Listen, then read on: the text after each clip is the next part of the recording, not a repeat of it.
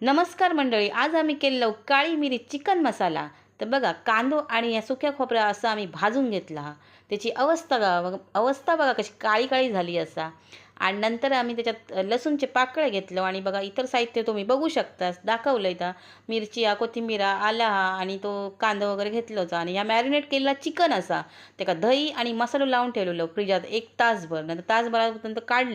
नंतर अमूल बटर टाकलं आणि त्याच्यामध्ये आम्ही अख्खे लसूण टाकले आहेत. अख्खे लसूण खाऊक ना एवढी मजा येते ना, भारी वाटतं ते अख्खे लसूण खाऊक. आमका दोघांका पण आवडतात. आणि नंतर त्याच्यात मॅरिनेट केलेला आम्ही चिकन टाकला बघा. आणि नंतर मग तर सगळा वाटप जा घेतलेला तर एकत्र करून आम्ही त्याच्यात एकत्र केलं. जसं काय मोठासा काय नाही हा. आणि बघा रेडी हा मस्त काळी मिरी चिकन मसाला. एकदम भारी झालो हा. मस्तच.